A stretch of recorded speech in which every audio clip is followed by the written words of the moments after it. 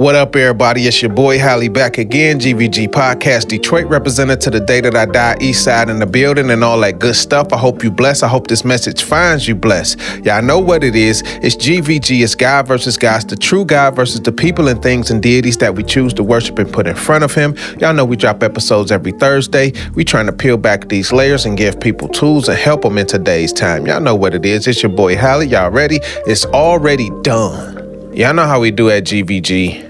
We're either trying to come up with ways and tools to help people better themselves, or we're trying to tell you about history or the things that go on in the world today, trying to peel back a few of these false gods, false deities, and things of that nature. Sometimes we talk about sports, celebrities, we talk about the church, we talk about this crazy, wicked system. But today I want to take the time out to talk about the sick and the homeless. I had just did a episode about doing God's work, how nurses and doctors and firemen and encouragers and different people, they do God's work. Well, today I want to talk about the sick and the homeless. I put this one together pretty fast, so I didn't really have time to go out and get all the statistics and the data. Today, I'm just going off of the eye test of what I see basically every day, on my commute to work, on my commute home. You see it everywhere. You go to a hospital, go to a doctor's office, they're always full. People always need medical attention. I mean, it's everywhere. Of course, we know part of this life is being a human is you're going to get sick. So, I just want to ask the Heavenly Father to guide my words, help me, and be my GPS on this journey that we go on today. Thank you for being here, y'all. What's up? It's your boy Hally. We back again. Y'all know how we do. We right back like we never left, man. Y'all ready? It's already done. Let's get into it. So in case you've been living up under a rock, sheltered or blind, or I guess just in your own oblivious state of mind, almost everywhere you go in today's time, you see homeless people. They call, I think the term now is unhoused. I don't know. I'm from the old school. We call them homeless. There is a difference between homeless and someone that you would call a bum. At least I believe that there's a difference. But we want to talk about that today. We want to talk about how you... more and more than ever, you're starting to see more sick people. You're starting to see more homeless people, like more than ever. I live in Michigan. I was born and raised in Detroit. And in Detroit, and then when we go to work in greater Detroit and all those types of things, I mean, you see people everywhere. It's getting crazy, y'all. So one thing about city living, anybody who lives in a city, you have bus transit. You have people that are constantly catching the bus. And it took a long time for Michigan to upgrade the transit system to where they will have shelter for rain. You can actually sit down now. You can kind of see when the bus is coming. They have emergency phones and things of that nature now. So they have put some money into it. The one thing I want to say is driving past a bus stop or, walking past a bus stop, whatever you're doing. Do you notice that you see 1 to 3 people in that bus stop that's not catching the bus? They have shopping carts full of stuff, 3 or 4 bags, 2 book bags. They have their whole house, or what they would consider their whole house, with them sleeping in that bus station. And I mean, it's almost like everyone that you go to, everyone that you ride past, you will see 1 to 3 people in there that aren't there for the bus. They're there for shelter at night. They're there so they can have somewhere to sleep, where they can rummage through the cans and then they can go back, they can eat. They find those cigarette butts so they can smoke. They, got different people that they may ask things for, but for the most part, most homeless people try not to ask you for anything. But it's crazy. Like, I see it more than ever now. More people are in a homeless state. The cost of living is definitely high. Inflation is crazy to where it's almost hard to make decisions about food and gas and your bills and your rent. Rent is going up, Rent is going up into the 1,000, 1,100, 1,200, 1,500. Rent is going up in Michigan. The gas is fluctuating up and down. Food has been high lately. So there is, it's hard for people to live off of just one income in today's time. Unless you're a doctor or a nurse or some prestigious career where you're making 6 figures or $250,000 in a year, it's hard for people. Even people making 70, 80,000 a year is hard. So I do understand part of why there are more homeless people than there has ever been. And part of that is because minimum wage isn't going up. A lot of people have debt, student loans. A lot of people don't want to work for this system. Some people fell on bad times, whatever it is, but just pay attention, because I realize that I'm starting to see more homeless people than ever. When I volunteered at the food drive, I used to do that, and you would see a lot of people that were on hard times. And there would be homeless people that would come through there, but even people who were living, who had kids, even people who were living in a home and had kids and all of that, they would still come up to that food drive because food is expensive in today's time. We think McDonald's and Checkers and Pizza Hut and all that is expensive, but when you go in the grocery store, some of that stuff is just as expensive. So we're living in a crazy time right now where inflation is high. So I am trying to be a conduit to start the conversation. And I also want to pray for all of the people that are sleeping outside tonight, all of the people who may not get enough to eat or enough to drink today, who don't have any money, have to go to a shelter, who you may be an orphan, you may be a widow, you may be single trying to make ends meet. You may have had some catastrophic events happen in your life, some traumatic events that led you to be where you are. Well, I just want to pray for y'all on today and ask the Heavenly Father to just bless you and hold you in his arms and keep you out of danger, keep you away from harm, keep you with a strong spirit and a good physical mind, body. And I just hope that, one day you can reach a point of peace that is great for you and for your family. And I just pray that you make it. I pray that you make it to a better day. And, I pray for the homeless. And I also pray for the ones who are sick with all of these ailments. Some people will say it's in the food that we eat, the things that we drink, the drugs that we consume, the air that we breathe. You name it, people will use it as an excuse. I'm not saying I disagree. I'm just stating that something is afoot, people, because there's so many sick people in today's time. Like, if you go to a hospital, it's front to back. You're in a hospital waiting 4 or 5 hours. There's so many sick people and not enough nurses and doctors to take care of them. Like, go to any hospital. There's usually going to be front to back. There's going to be so many people there, even at night. The ER room is full. And I don't even want to get started on health insurance and how that separates the people. But there are a lot of sick and inflicted people. There are a lot of people who are battling with different types of cancer. People are battling STDs.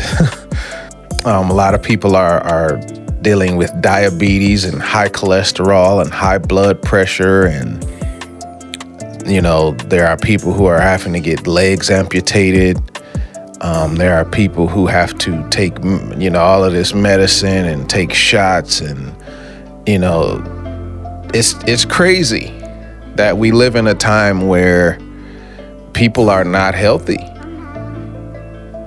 There's so many diseases. There's so many ailments. There's so many illnesses, so many undisclosed illnesses. There's so many things that people are suffering from in the mind, physically. There's a lot of schizophrenics and bipolarism, and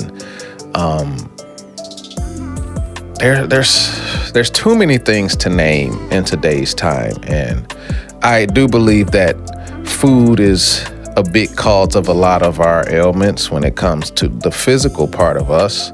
Sugar and salt and excessive overeating and things of that nature will cause a lot of those things. And of course, we know the sleeping around and unprotected sex is what gets people with the AIDS and HIV and syphilis and gonorrhea and all of those things, crabs, whatever you want to say. We have things like COVID and the flu, the common cold. We have a lot of airborne warfare. Just the air that we breathe in today's time is toxic with all of the smog and the smoking and, the countless toxins that we breathe in at work and driving to work, driving from work, walking to the store, being in the park, wherever, you name it. You see smog, you see smoke, you see even the things that you can't see. There's a lot of airborne warfare in today's time, and it's making a lot of us sick. And there are so many people that are in shelters nowadays. Man, I knew a guy who was in a shelter, and when I would see him, he would have like 7 or 8 guys with him, every day. And they all would have they would give him like food, and he'd be like, man, they give us food, they give us bus tickets, they give us all this stuff, and they would always travel in these packs, and I never knew where they were going or where they were coming from. I just always knew like that was their life. They probably were bouncing from one shelter to another, and, they're pretty healthy guy, I would say, but it's just crazy that the time that we live in, like there was a guy who was explaining his story about his family, and he just made a few bad decisions. And he doesn't plan on being that way forever, but right now, this is his life. This is where he is. And I pray for him, and I pray for those guys, and I pray for all the people who just fell on bad times. Some people just made a few bad decisions, fell on hard times, and now they are without a roof over their head. And now they have to do what they have to do to maintain. I don't look down on someone who is homeless. I don't look down on someone who's sick or someone who doesn't have more money than me or any of those things. No, I know that we are all human beings. We all make mistakes, and we can all come back from them. So I really do want to take this time out to pray for you guys and just hope that you can get to that place that you want to be and find that peace, that ultimate peace that we all need. So when I talk to some people about this, they say that some people chose this life, and for some people, the life chose them. I can agree, but I never want to diminish the fact of people go through things. People have experiences. We all have different experiences in this life. And there's a series of events that get us to where we are. So I never want to try to tell another person's story, because I feel that they deserve to tell their own story. But I know that there are a lot of people out there that have stories. They have a voice and they want to be heard, just to tell you why I may be sleeping at a bus stop or under a bridge, or why I may not be in the best position of my life right now, where you can't just diminish everything I do to just, oh, you're a bum, or you're homeless, this, that, and the other, where there probably was a series of events that led them to being where they are, falling down as far as they fell, or hitting rock bottom, as some would say. But I do know I have met homeless people who said that they chose that life. I know a guy who said, hey, I don't want to work for this system. I don't want to pay the mortgages and the rents.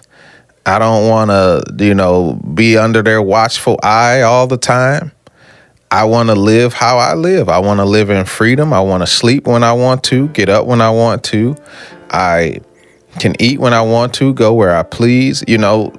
That was his mindset. His mindset was, I don't want to be controlled in this matrix system. And he chose a harder path in order to find the freedom that he felt was real for him. So I don't know if I would choose that same path willingly, but I respect him and his story. So some people say that this life chooses them. That one is a little harder for me. I guess that would be the series of events that lead you down to where you are when you hit that rock bottom. But I don't want to go too far into that. I just leave that where it is. That was a conversation I had with someone, and they were talking about that. And another thing I see is we have a mental health crisis, a mental health disaster. We have a mental health catastrophe. I can't tell you how many times I've seen people just walk up to you and start cussing you out and going crazy and wanting to fight and calling you all kinds of names, and you've never seen this person before in your life. Never in your life. You don't even know this person from anything, from a can of paint, as they would say. And this person is talking crazy to you and calling you out your name and getting close to you and threatening you and saying, and it's like, whoa. But then they're going to go to the next person and do the same thing. I have people in my family that suffer from mental health issues. I have friends that have, dealt with some mental health issues. And of course, when I say mental health, I don't mean it in a bad way, because mental health is just the state of your mind. It can be good, it can be bad, but we're going more towards the bad side of this. I know people who they just have given up in that area. They are pinned, they are submitted when it comes to trying to fight against the demons or the spirits or whatever it is that has a hold of them. They're just done with it. They say, hey, it is what it is. And the mental health crisis in America, in Michigan, in Detroit alone is sad. It's very sad. A lot of people aren't going to get the care that they need. And if they did, they would probably just get some pills. And what do pills do? Sedate the body, not the mind. It sedates the body, not the spirit.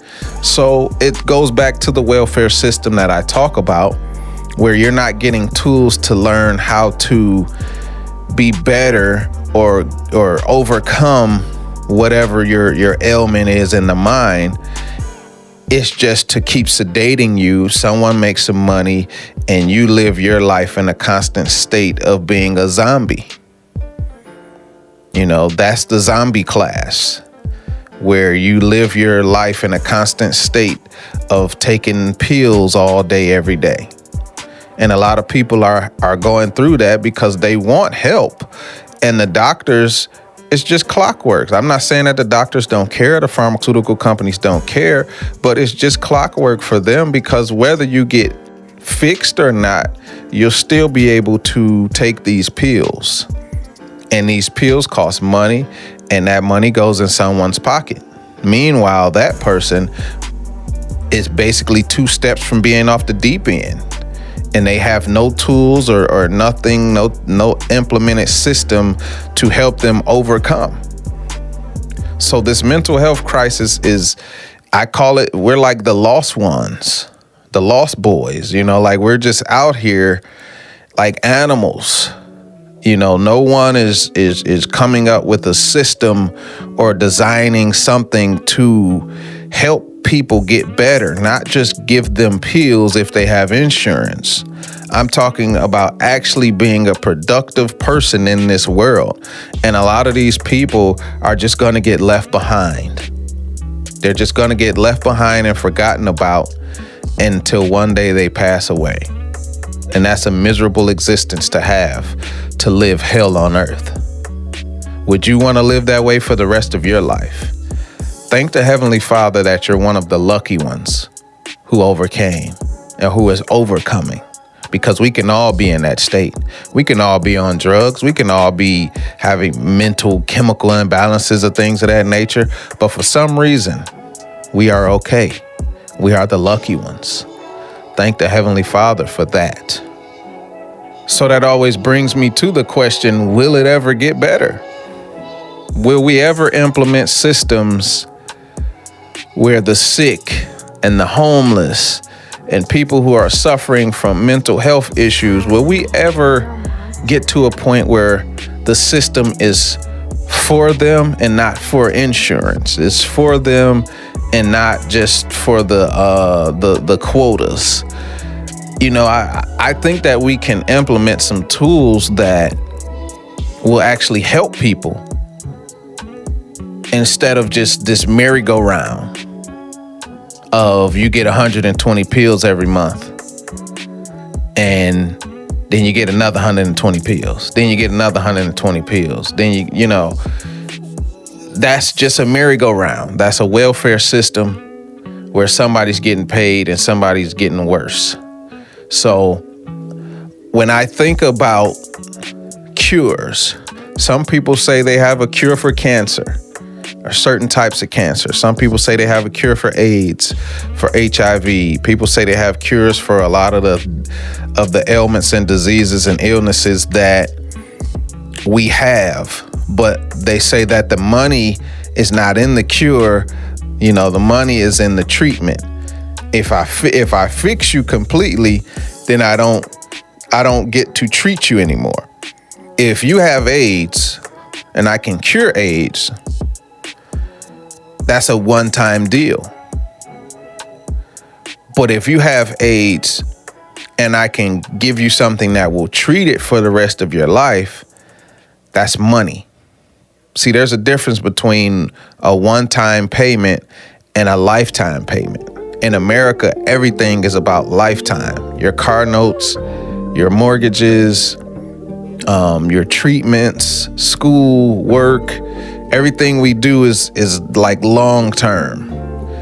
So if they did have the cure for a lot of these things, I don't think we would see it because those companies would dry up. If you had something that can cure being bipolar or HIV, or just kill diabetes like that, or take away high cholesterol, the pharmaceutical companies would dry up because there would be no need for production. It's like McDonald's. If everybody stopped eating McDonald's, they would dry up. They're thriving based on the routine of billions of people are going to eat here every year. So will it ever get better? Will we ever get to a point where we can cure these sicknesses and illnesses and ailments and help the homeless and, build better institutions and really implement tools and systems for this nation and for the world? I don't know. Because there's a lot of greed in the world. And greed is the reason that people stay evil. Greed is the reason that people mess others over. Greed is the reason why our food is killing us, why the water is killing us, and why the air is killing us. It's all about greed, people. So at the end of the day, I'm going to pray for the sick. I'm going to pray for the homeless. And I'm going to pray for the people who are dealing with mental health issues. But know this, there is a way. You just have to find it, people. Till next time, it's your boy Hally. I love all of y'all. It's GVG. We out.